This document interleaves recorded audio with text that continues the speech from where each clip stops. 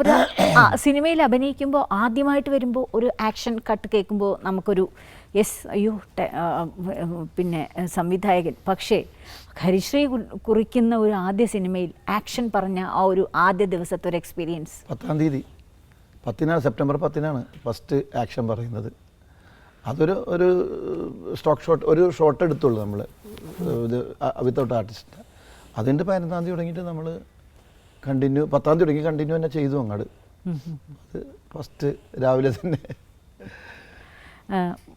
നേരത്തെ നമ്മൾ പറഞ്ഞു അർജുൻ്റെ കാര്യം. അർജുൻ ഒരുപാട് സിനിമകളിൽ വളരെ നല്ല വേഷം ചെയ്തു, വരത്തനായാലും നല്ല സിനിമകൾ. അപ്പോൾ എങ്ങനെയുണ്ട് ആ ഒരു മകനെക്കുറിച്ചുള്ള അച്ഛൻ്റെ അഭിപ്രായം?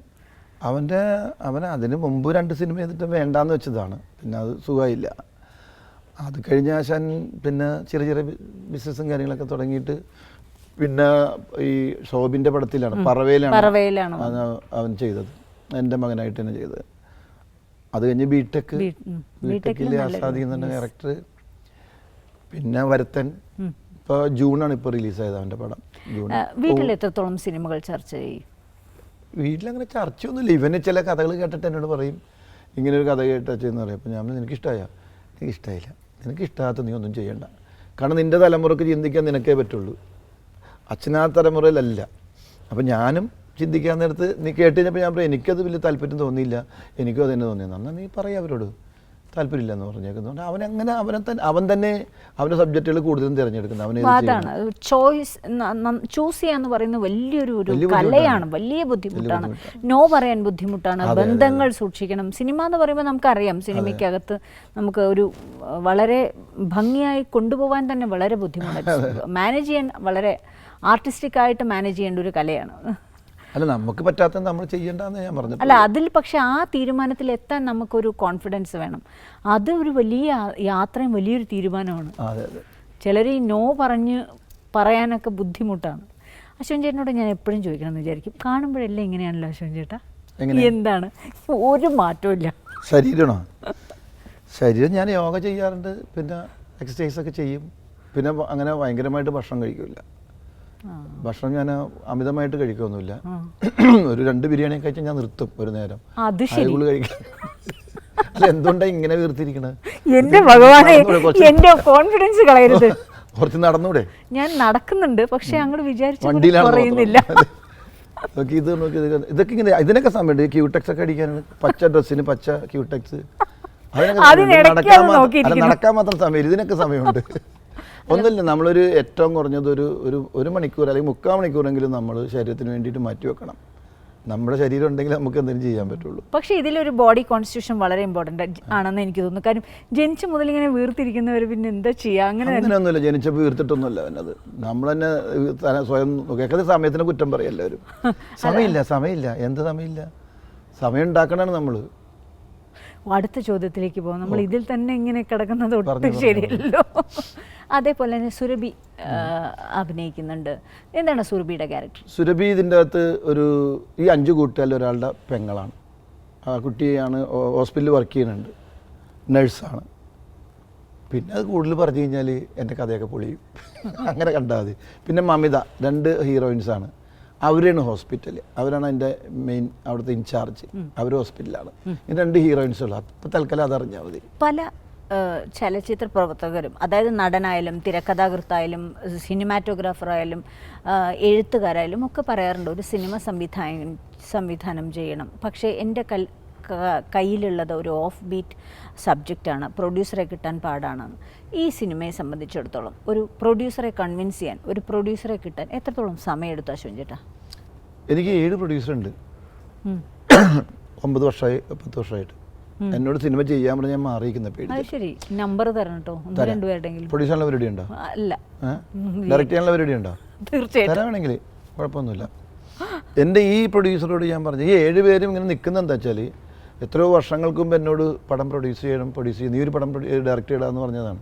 അപ്പോഴൊക്കെ ഞാൻ പറഞ്ഞത് ഗാംബ്ലിംഗ് ആണ്, കിട്ടി പോയാൽ പോയി. അതാണ് ഈ പ്രൊഡ്യൂസറോട് ഞാൻ അതേ പറഞ്ഞുള്ളൂ, കിട്ടി പോയാൽ പോയി, അങ്ങനെയാണെങ്കിൽ മാത്രം വിശ്വസിച്ച് ഇറങ്ങിയാൽ മതി എന്ന് പറഞ്ഞപ്പോൾ പുള്ളി എനിക്കൊരു വിഷമമില്ല, ഞാൻ ചെയ്തോളാം. പക്ഷേ പുള്ളി ഭയങ്കര ഹാപ്പിയാണ്. ഭയങ്കര ഹാപ്പിയാണ് പുള്ളി പടം അതാണ് ഒരു നിർമ്മാതാവിന്റെ സന്തോഷമാണ് നമുക്ക് ഒരു സിനിമ. സന്തോഷം എന്ന് പറഞ്ഞാൽ ഓടിയാലല്ലേ, അത് നമ്മൾ ഇത് ഓടിക്കാൻ വേണ്ടിയിട്ട് നമ്മൾ കിടന്ന് കഷ്ടപ്പെടുന്ന സാധനങ്ങൾ ഒരു പറ്റ ആൾക്കാർ ഇതിൻ്റെ പുറകിലുണ്ട്. ചായ തരുന്നത് തുടങ്ങി പ്രൊഡ്യൂസർ വരെ ഇതിൻ്റെ അകത്ത് ശരിക്കും ബുദ്ധിമുട്ടുന്നുണ്ട്. അപ്പം അങ്ങനെയുള്ള പ്രൊഡ്യൂസർമാരുടെ ഇല്ലെങ്കിൽ സിനിമയില്ല, കഥയും ഡയറക്ടർമാരുണ്ടായിട്ടോ കാര്യമൊന്നുമില്ല. അപ്പോൾ ശരിക്ക് കഷ്ടപ്പെട്ടാൽ മാത്രമേ ഒരു സിനിമ പുറത്ത് വരുള്ളൂ. അത് ഒരിക്കലും ഡയറക്ടറിൻ്റെ മാത്രം കലയല്ല.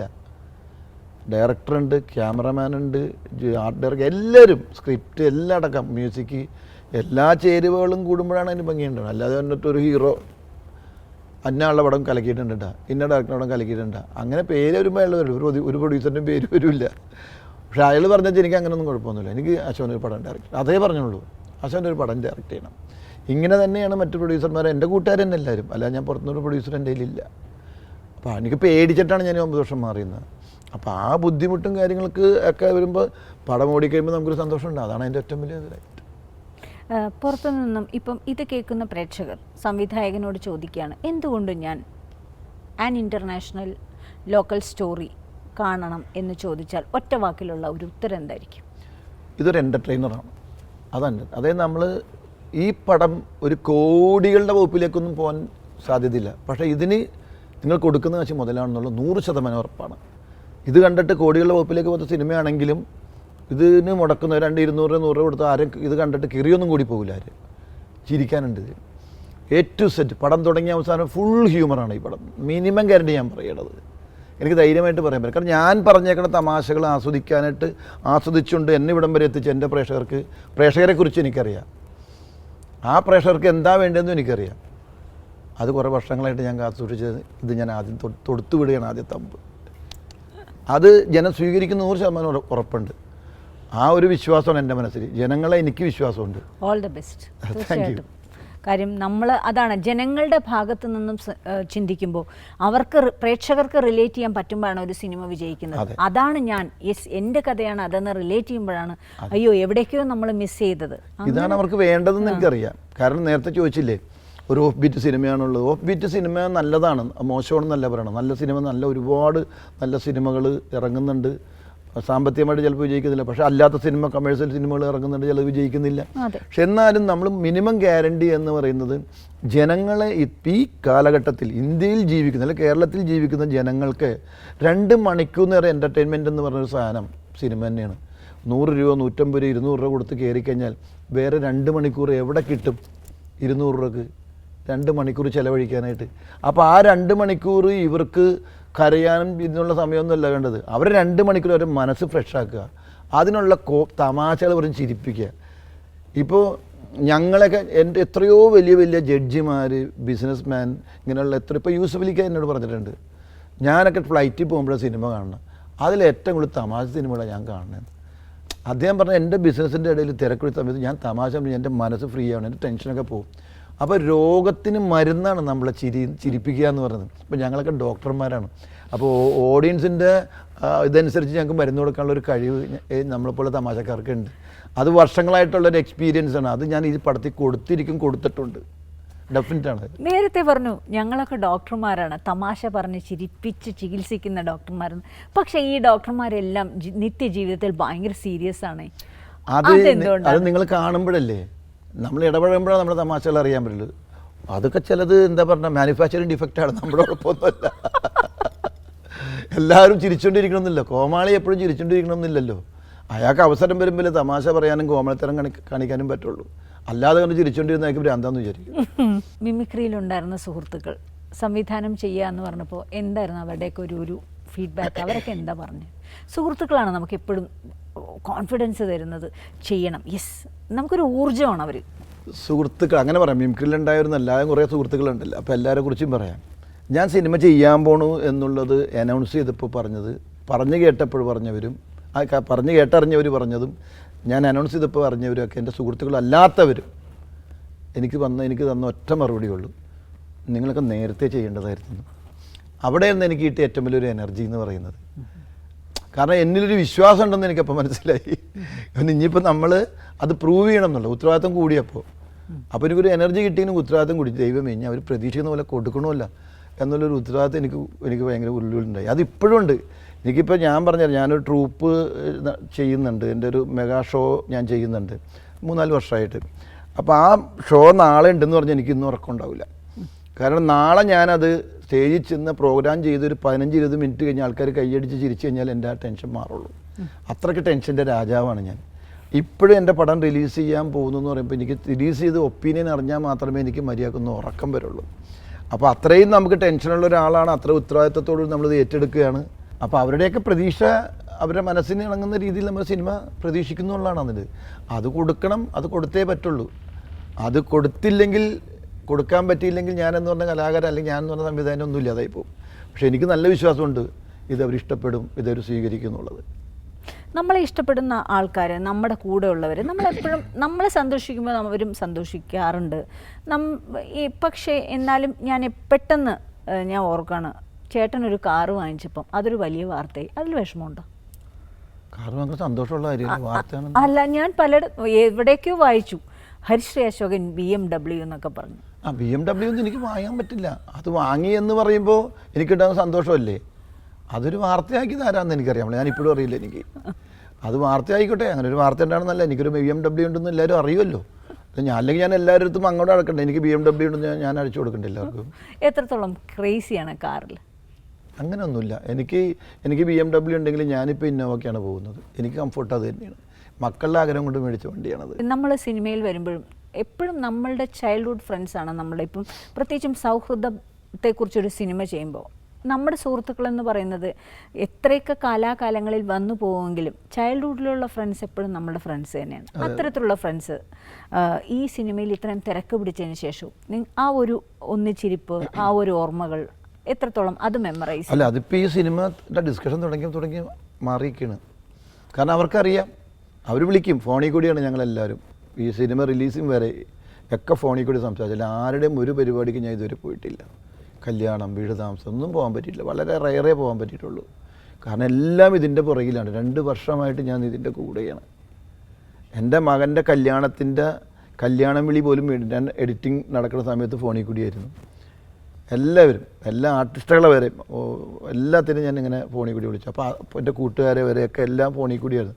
അപ്പോൾ അതൊന്നും അവർക്കറിയാം, ഞാനിങ്ങനെ ഒരു തിരക്കായത് കൊണ്ടാണ് കല്യാണം വരെ ഇങ്ങനെ വിളിക്കുന്നത്. അപ്പോൾ പിന്നെ അവർക്ക് വിഷമമൊന്നുമില്ല. അവരെപ്പോഴും നല്ല സ്നേഹമുള്ളവർ. അവർ കാത്തിരിക്കുകയാണ് സിനിമയ്ക്ക് വേണ്ടി. എനിക്ക് തോന്നുന്നു ഒരു ഭയങ്കര വലയം തന്നെ ഈ സിനിമയ്ക്ക് വേണ്ടി കാര്യം എൻ്റെ ഫ്രണ്ട്സ്, അവർ റിലേറ്റ്, അവരുടെ കുടുംബങ്ങൾ. അത് തുടങ്ങുമ്പോൾ തന്നെ കാണണമെന്നൊക്കെ പറഞ്ഞ് മെസ്സേജ് ഓരോ പരസ്യങ്ങൾ ചെല്ലുമ്പോഴും ഇറങ്ങുമ്പോഴും ഒക്കെ അവർ ഇങ്ങോട്ട് റിപ്ലൈ വരും. ചേട്ടാ പൊളിക്കൂലേ, അടിച്ച് പൊളിക്കണോട്ടാ, തറക്കൂലേ എന്നൊക്കെ പറഞ്ഞിട്ട് വരുന്നുണ്ട്. അതിലൊക്കെ ഒരു ത്രില്ലിലാണ് ഞാനും.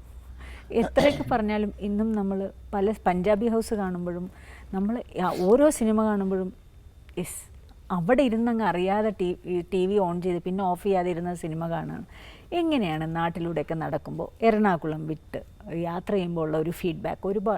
ഒരുപാട് ഇപ്പം എന്താ പറയുക, ട്രൂപ്പ് നടത്തുന്നുണ്ട്. തീർച്ചയായിട്ടും വിദേശ യാത്രകളും ഒക്കെ ചെയ്യുന്നു. മലയാളി ഇല്ലാത്ത സ്ഥലമില്ല. മലയാളികളുടെ അടുത്തുനിന്ന് കിട്ടുന്ന ആ ഒരു ഫീഡ്ബാക്ക് കാണുമ്പോൾ ഓടി വരുന്നു, ഫോട്ടോ എടുക്കുന്നു, എങ്ങനെ ആ ഒരു ഓർമ്മകൾ എങ്ങനെ എക്സ്പീരിയൻസ്? അത് നമുക്ക് ഒന്നും വിശദീകരിക്കാൻ പറ്റില്ല. കാരണം വെച്ചാൽ നമ്മൾ അവരിൽ ഒരാളാണ്. നമ്മൾ വേറെയാണെന്ന് ചിന്തിക്കുമ്പോൾ അത് പ്രശ്നം ഉണ്ടാവുള്ളൂ. പിന്നെ ഒരുപാട് പ്രൈവസി നഷ്ടപ്പെടും നമുക്ക്. അതെല്ലാ മേഖലയിലായിട്ടുള്ള സെലിബ്രിറ്റീസിന് ഉണ്ടാകുന്ന കാര്യങ്ങൾ തന്നെയാണ്. പക്ഷേ നമ്മൾ അവരിൽ ഒരാളായിക്കഴിഞ്ഞാൽ ഒരു കാരണവശാലും നമുക്ക് ആ പ്രശ്നം ഉണ്ടാവില്ല. ഞാൻ ബസ്സിൽ യാത്ര ചെയ്യുന്നുണ്ട്, രസത്തിന്, സ്ഥിരം യാത്രയുടെ കാര്യമില്ല. ഓട്ടോറിക്ഷ പോയിട്ടുണ്ട്, റോട്ടിൽ നടക്കാറുണ്ട്, സാധനങ്ങൾ വാങ്ങാറുണ്ട്. ഇതൊക്കെ ഒരു രസമാണ്. എപ്പോഴും ചെയ്യാൻ പറ്റില്ല നമുക്ക്. പക്ഷെ ആ ഒരു ഇഷ്ടം, ഇപ്പോൾ നമ്മളെ കണ്ട ഒരാൾ സെൽഫി എടുക്കുന്നുണ്ട്, പറ്റില്ല എന്ന് പറഞ്ഞു കഴിഞ്ഞാൽ അയാളുടെ മനസ്സിലുണ്ടാകുന്നൊരു വേദന ഭയങ്കരമാണ്. നമ്മൾ വേണ്ട എന്ന് പറയുമ്പോൾ നമുക്കുണ്ടാകുന്നത് നിസ്സാരൊരു കാര്യമായിരിക്കും. അങ്ങനെ പറയേണ്ടി വരുന്ന അവസ്ഥകൾ ഉണ്ടായിട്ടുണ്ട്, പറഞ്ഞിട്ടുണ്ട് ഞാൻ, ഇല്ലെന്ന് ഞാൻ പറയുന്നില്ല. പല സ്ഥലത്തും ഡിസ്റ്റർബൻസ് ആയിട്ട് നമുക്ക് ഒരാൾ ഈ മദ്യപിച്ചിട്ടൊക്കെ ആൾക്കാർ വന്നിട്ട് സെൽഫി എടുക്കാൻ പറ്റും. നമുക്കത് ഒരു പ്രാവശ്യമൊക്കെ പറ്റും. പിന്നെ ഒരു ഗ്യാങ്ങായിട്ടൊന്നും പറഞ്ഞാൽ പറ്റില്ല, എനിക്ക് പറ്റില്ല നിന്നത് അങ്ങനെ പറഞ്ഞിട്ടുണ്ട്. പക്ഷെ അതൊന്നും വലിയ പ്രശ്നമായിട്ട് ഞാൻ എടുക്കണമെന്നില്ല. പക്ഷേ സാധാരണ ഒരു പയ്യനോ അല്ലെങ്കിൽ ഒരാൾ വന്നിട്ട് എനിക്ക് സെൽഫി എടുത്തോട്ടെ എന്ന് നമ്മൾ അവിടെ നിന്ന് കൊടുക്കും. മാളിലൊക്കെ പോകുമ്പോൾ എന്തോരം എൻ്റെ വൈഫ് ഞാനും മക്കളൊക്കെ ആയിട്ട് പോകുമ്പോൾ എടുക്കണമെന്ന് പറഞ്ഞാൽ എടുക്കും. അതൊക്കെ സുഖമല്ലേ അവർക്ക്. കാരണം അവരായിട്ടൊക്കെ തന്നെയാണ് നമ്മളും വലുതായത്, നമ്മളിവിടെ വരും. അപ്പോൾ അവർക്ക് നമ്മളൊരു ഫോട്ടോ എടുക്കുന്നു പറഞ്ഞാൽ തീർച്ചയായിട്ടും നിന്ന് കൊടുക്കും. ഞാൻ അങ്ങനെ ആഗ്രഹിക്കുന്നവൻ തന്നെയാണ്. ഒരു സംവിധാനം ചെയ്തു, പക്ഷെ അപ്പം തന്നെ നമ്മൾ പറയാറുണ്ട് 9 പ്രൊഡ്യൂസേഴ്സിൻ്റെ 7 പ്രൊഡ്യൂസേഴ്സ് കയ്യിലുണ്ട്. എത്ര കഥകളുണ്ട് കയ്യിൽ? കഥകളൊന്നും അങ്ങനെ ഒരു കഥയിലേക്ക് വന്നിട്ടില്ല. കഥകളുണ്ട്, പക്ഷെ അതൊക്കെ ഏത് കാലഘട്ടത്തിൽ പറയേണ്ടതാണ്. ഇപ്പം നമ്മൾ അടുത്ത് പറയേണ്ട കഥ എന്താണെന്ന് പോലും ഞാൻ തീരുമാനിച്ചില്ല. കഥകളുണ്ട്, ഏത് ടൈപ്പ് കഥ പറയണം, ജനങ്ങളുടെ ടേസ്റ്റ് എന്താണ്, എങ്ങനെയുള്ള കഥകളാണ് ഇപ്പോൾ ഓടുന്നത്. ഇനി നമ്മളെ പടം നമ്മൾ ഇപ്പം ആലോചിച്ചു, നമ്മൾ എഴുതി, അത് ഷൂട്ട് ചെയ്ത് ഇറങ്ങുമ്പോൾ എത്ര സമയമെടുക്കും, ആ സമയത്ത് എന്തായിരിക്കും ജനങ്ങളുടെ ആവശ്യം, അത് ഇപ്പോഴേ കാണണം നമ്മൾ. അങ്ങനെ കണ്ടിട്ട് വേണം ചെയ്യാൻ. നമ്മൾ എൻ്റെ ഒരു അഭിപ്രായം ഞാൻ പറയുകയാണ്. എത്ര തിരക്ക് പിടിച്ച ഒരു ജീവിതമായാലും സുഹൃത്ത് ബന്ധം എന്ന് പറയുന്നത് വളരെ ശക്തമായതാണെന്ന് എല്ലാവർക്കും അറിയാം. പക്ഷേ എന്നാലും പറയാറുണ്ട്, ഇപ്പം ഈ ഒരു ഹൈടെക് വേൾഡിൽ സൗഹൃദമൊന്നും ഇല്ല, അതിനൊരു എവിടെയോ ഒരു ചെറിയ ഒരു ശോഷിപ്പ് സംഭവിച്ചിട്ടുണ്ട് എന്ന് അത്തരത്തിൽ വിശ്വസിക്കുന്നുണ്ടോ? അത് വിശ്വാസമില്ല, എനിക്ക് വിശ്വാസമൊന്നുമില്ല. പക്ഷേ എനിക്ക് വിശ്വാസമില്ലാത്തൊരു ഒറ്റ കാര്യം ചെയ്താൽ മതി. വിശ്വാസം ഇല്ലാത്തവർ ഞാൻ ഇൻ്റർനാഷണൽ ലോക്കൽ സ്റ്റോറി കണ്ടാൽ മതി. എല്ലാവരും കാണട്ടെ. അതൊന്നും പക്ഷേ ഇതിൻ്റെ അകത്ത് വേറൊരു ഹൈലൈറ്റ് എന്നൊരു സംഭവം ഉണ്ട് കേട്ടോ. ഇതിൻ്റെ ഏറ്റവും ഹൈലൈറ്റ് എന്ന് പറയുന്നത് ഞങ്ങളുടെ ക്യാമറയാണ്. അതിന്നിപ്പോൾ സെൻസർ കഴിഞ്ഞ് ഇറങ്ങിയപ്പോഴും അവർ പറഞ്ഞു ഉഗ്രം ക്യാമറ അവർക്കാണ്. ആൽബിയാണ് ഇതിൻ്റെ ക്യാമറ. ആൽബി എന്ന് പറഞ്ഞാൽ ഹിറ്റ് പടങ്ങൾ ചെയ്തിട്ടുള്ള ഒരു ആൽബിനെ ഗംഭീരമായിട്ട് വർക്ക് ചെയ്തിട്ട് അത് ഭയങ്കര സപ്പോർട്ടിംഗ് ആയിരുന്നു ഈ പടത്തിൽ. കേരളക്കാർ ഏറ്റെടുക്കട്ടെ. ഒരുപാട് സൗഹൃദം എപ്പോഴും ആഗ്രഹിക്കുന്ന, ഒരുപാട് സൗഹൃദ ബന്ധമുള്ള, സൗഹൃദ ബന്ധങ്ങൾ തെളിയിച്ച വിജയിച്ച നാടാണ് നമ്മുടെ കേരളം. അപ്പം പടം വിജയിക്കട്ടെ. ഓൾ ദി ബെസ്റ്റ് ചേട്ടാ. പിന്നെ ഒരു കാര്യം പറയാൻ പറ്റുമോ? പറഞ്ഞോളൂ. ഇത് എൻ്റെ ആദ്യത്തെ പടം, അത് മറക്കാൻ പാടില്ലാത്ത കാര്യമാണ്. പക്ഷേ ചോദ്യങ്ങൾ പെട്ടെന്ന് സമയക്കുറവ്. ഞാൻ ആദ്യമേ പറഞ്ഞു, സംവിധാനത്തിൽ ഹരിശ്രീ കുറിക്കുന്ന ആദ്യത്തെ. അപ്പോൾ എനിക്കിങ്ങനെ ആദ്യം തന്നെ എൻ്റെ ഫ്രണ്ട് ഈ പടം ചെയ്യാമെന്ന് പറഞ്ഞാൽ ഫ്രണ്ടിൻ്റെ പേര് ഷിജിത്ത് എന്നാണ്. അയാൾ വയനാട്ടുകാരനാണ്, ബത്തേരിയിലാണ്. അതിൻ്റെ ഫ്രണ്ട് തന്നെയാണ്. പുള്ളി കുറേ നാളായിട്ട് എന്നോട് സിനിമ ചെയ്യാമെന്ന് പറയുന്നതാണ്. പക്ഷെ അദ്ദേഹം ആണ് ആദ്യമായിട്ട് ഇറങ്ങിയത് എനിക്ക് ഈ പടം ഇപ്പോൾ എന്തെങ്കിലും ആയിക്കോട്ടെ നമുക്ക് പടം ചെയ്യുന്നു എന്ന് ധൈര്യം കാണിച്ചൊരു വ്യക്തിയാണ്. അതാണ് ഇത്തരം സംരംഭങ്ങളിലും സൗഹൃദ ബന്ധം വരുമ്പോൾ ഒരുപാട് സന്തോഷം. ആൻ ഇൻ്റർനാഷണൽ ലോക്കൽ സ്റ്റോറി കേരളക്കാരെ ഏറ്റെടുക്കട്ടെ. All the best. All the best. Thank U.